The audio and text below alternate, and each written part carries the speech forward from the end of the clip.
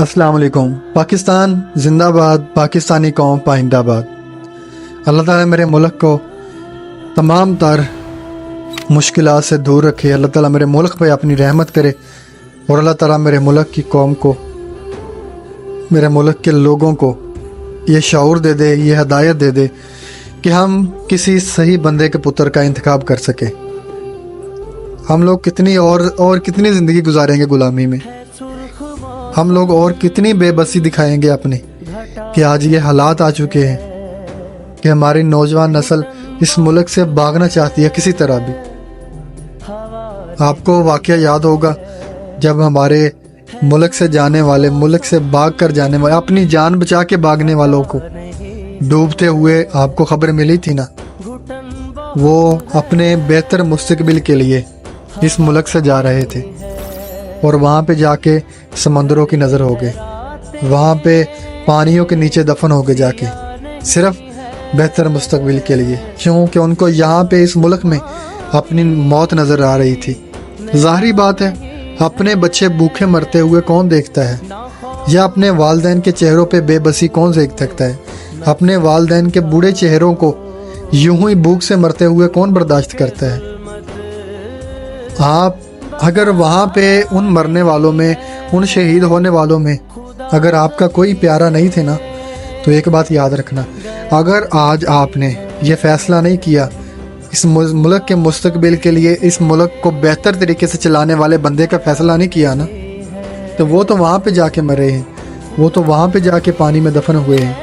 हम अपने आने वाली नस्लों को ज़िंदा ही दफन करेंगे, ये याद रखना आप लोग। आज हम लोग, हमारा जो शुरू से चला आ रहा है ना रवैया, वही हमारा अब भी चला आ रहा है। हम फिर वही वडेरों के मुंह को, वही अपने बड़ों के मुंह को, वही रिश्तेदारों के मुंह को वोट दे रहे हैं हम लोग। आपके इलाके का एमएनए कितना पढ़ा है, उसने कितना शऊर हासिल किया है, वो कितना पढ़ा लिखा है, कभी आपने इस बात का पता करने का तजस्सुस किया है आपने?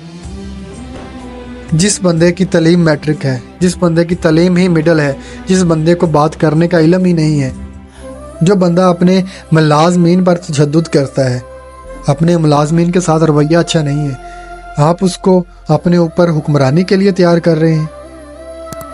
वो एक बात याद रखना, मैंने अपनी ज़िंदगी में देखा है, अगर कोई एमएनए या एमपीए फौत होता है या नाअहल होता है ना, वो जब नाअहल होता है तो अपनी औलाद को तैयार करता है इलेक्शन लड़ने के लिए। वो किसी अपने इलाके के गरीब बंदे के बारे में नहीं सोचेगा, ना वो किसी गरीब को आगे लेके आएगा। वो हमेशा अपने रिश्तेदार को, अपनी औलाद को तैयार करेगा आप पर हुक्मरानी के लिए। और हम लोग तैयार होते हैं गुलामी के लिए, और हम लोग कहते हैं कि आप हमारे ऊपर हुक्मरानी करो। कितने लोगों ने पाकिस्तान की इतनी आवाम है, आप में से कितने लोगों ने कभी एमएनए से इस बात का जिक्र किया है कि क्या आपकी औलाद ही इस काबिल है कि वो कुर्सी संभाले, या वो एमएनए एमपीए बने, या वो वज़ीर आज़म बने, वो वज़ीर बने? आपने कभी उनसे सवाल किया इस बात का कि हमारे इलाके में से कोई बंदा क्यों नहीं मुंतखब करते? इतने पढ़े हुए लोग आपके इलाकों में मौजूद है, आपके इलाके में प्रोफेसर मौजूद है, आपके इलाके में आपके इलाके का सोचने वाले लोग मौजूद हैं, लेकिन आप लोग फिर वो दुआ सलाम के लिए और बड़ों की बातें सुनते हुए उन्हीं को दोबारा चुनते हैं। वो फिर दोबारा आपको जूतियाँ मारते हैं और 5 साल के लिए गायब हो जाते हैं, और बाहर के मुल्कों में जाके वो अय्याशियाँ करते हैं। जब भी दोबारा इलेक्शन आते हैं वो आपके पास आ जाते हैं, आके बताते हैं आपको कि हम आपके खादिम हैं, और आप लोग तैयार रहते हैं कि हाँ जी बिल्कुल, आप हमारे खादिम नहीं है बल्कि हम आपके ग़ुलाम हैं। और वो फिर हमारे साथ गुलामों वाला रवैया रखते हैं। आप लोगों ने कभी एक बात सोची है कि आपके इलाके का गरीब कभी इलेक्शन पे क्यों नहीं खड़ा हुआ? आपके इलाके का पढ़ा लिखा बंदा इलेक्शन पे कभी क्यों नहीं खड़ा हुआ? खड़ा उसने नहीं होना, खड़ा आप लोगों ने करना है। जिस बंदे के साथ आवाम की ताकत है, उस बंदे को कोई नहीं हरा सकता, उस बंदे को कोई भी नहीं मार सकता, कोई भी नुकसान नहीं पहुंचा सकता। जिस बंदे के साथ आवाम की ताकत है, आज फैसला कर ले कि आपने अपने हलके से, अपने इलाके से किस बंदे को इलेक्शन पे खड़ा करना है जो आपकी नुमाइंदगी करेगा। आपने अपने मुल्क के लिए उस बंदे को इंतखाब करना है, उस बंदे को चुनना है जो आपके दीन को, आपके मुल्क को प्रमोट करे, आपके मुल्क का सोचे, अपनी औलाद को ना सोचे। جس بندے کی اولاد نے کبھی اس ملک کے حالات جاننے کی کوشش نہیں کی، وہ بندہ اپنی اولاد کو تیار کر رہا ہے ہمارے اوپر حکمرانی کرنے کے لیے۔ جس بندے کی اولاد نے ساری زندگی باہر گزار دی، ان کی تعلیم باہر ہے، ان کے علاج باہر ہے، ان کا سب کچھ باہر ہے، تو وہ ہمارے آ کے ہمارے حالات کیسے بدل سکتے ہیں؟ اے سی میں بیٹھنے والے کیسے صحرا کے غریبوں کا سوچ سکتے ہیں؟ وہ کیسے یہ تصور بھی کر سکتے ہیں کہ صحرا میں جو غریب پانی کے بغیر زندگی جی رہے ہیں، وہ روز جیتے جی مر رہے ہیں وہ لوگ۔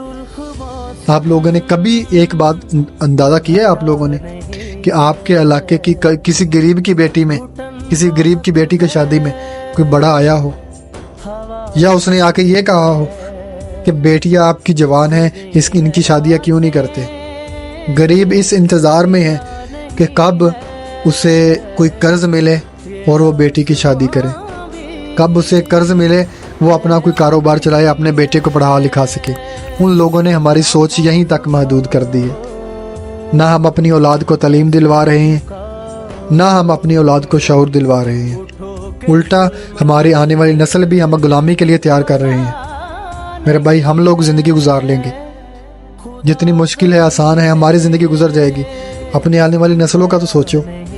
آج اگر آپ ظالم کے ساتھ کھڑے ہوتے ہیں نا، اگر آج آپ حق کو نہیں پہچانتے، تو آپ کے آنے والی نسلیں آپ کے بارے میں پوچھے گی، آپ کے بارے میں سوچیں گی، آپ کے بارے میں جاننے کی کوشش کریں گی کہ ہمارے بڑے کیوں ظالم کے ساتھ کھڑے تھے، ہمارے بڑوں نے کیوں اچھے بندے کا انتخاب نہیں کیا۔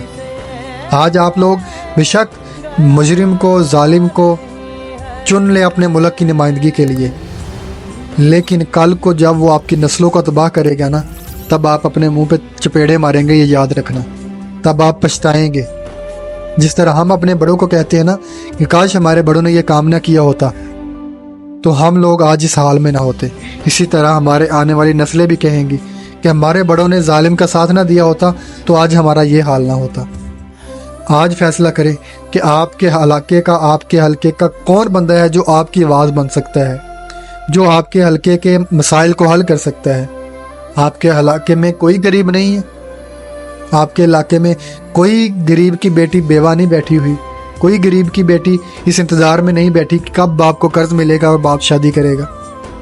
ہم لوگوں کو غلامی راس آ گئی ہے اپنے علاقے کے۔ چلو آپ کا گزر بسر بہت اچھا ہو رہا ہے، کم از کم اس غریب کا ہی سوچ لیں جس کے گھر میں ایک وقت کا کھانا بھی نہیں ہے۔ یار اس غریب کے بارے میں سوچ کے کسی اچھے بندے کا انتخاب کر لیں، کوئی بندہ ہو اس ملک کے لیے بہتر ہو۔ میں کسی کی کوئی سائڈ نہیں لینا چاہتا، نہ میں آپ کو کہتا ہوں کہ آپ کی سچے ہو کے اچھے مسلمان اور دل کو صاف کر کے اس بندے کا انتخاب کریں جو اس ملک کے لیے بہتر ہو۔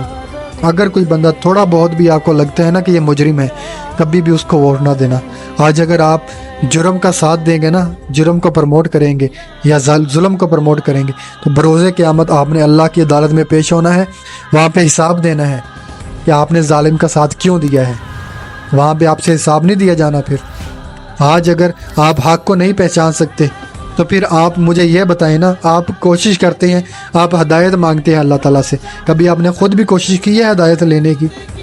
کبھی آپ نے کوشش کیا ہے اس بارے میں جاننے کا کہ آپ کے علاقے کے لوگوں میں بہتر کون ہے؟ آپ کے علاقے کے جو MP آتے ہیں نا، ان کے ساتھ ووٹ مانگنے آپ کے علاقے کی اشرفی آتی ہے، آپ کے علاقے کے ڈاکو آتے ہیں، آپ کے علاقے کے چور آتے ہیں، قبضہ مافیا آتا ہے، جو غریبوں پر تشدد کرتے ہیں، جو آپ پر ظلم کرتے ہیں، وہی آپ کے پاس ووٹ مانگنے کے لیے آتے ہیں اور آپ کو کہتے ہیں ہم آپ کے خادم ہیں، اور آپ پھر تیار ہو جاتے ہیں ان پہ یقین کرنے کے لیے، اور پھر وہ آپ کا یقین توڑتے ہیں، آپ کو جوتیاں پڑتی ہیں، آپ پھر دوبارہ 5 سال کے لیے تیار رہتے ہیں۔ خدا را یار سنبھل جائے، خدا را اس ملک کے بارے میں سوچ لے، اپنے آنے والی نسل کے بارے میں سوچ لے۔ فیصلہ آپ نے کرنا ہے، میں آپ کو ہرگز نہیں کہوں گا فلاں پارٹی کو ووٹ دینا، فلاں کو نہیں۔ فیصلہ آپ نے خود کرنا ہے، کون اچھا ہے کون برا ہے۔ اگر آپ نے اپنے علاقے کے، کسی کو میں کوئی نہیں کرتا، آپ اپنے علاقے کی، اپنی گلی کے، بلکہ اپنی گلی کے غریب کے بارے میں سوچنا۔ اگر اس غریب کا چولہا نہیں چل رہا نا، تو اس سے پوچھے اس کا مجرم کون ہے، اس کا ذمہ دار کون ہے۔ اگر آپ کسی ظالم کو کرسی پہ بٹھائیں گے نا، تو وہ کبھی بھی وہ غریب کے بارے میں نہیں سوچے گا۔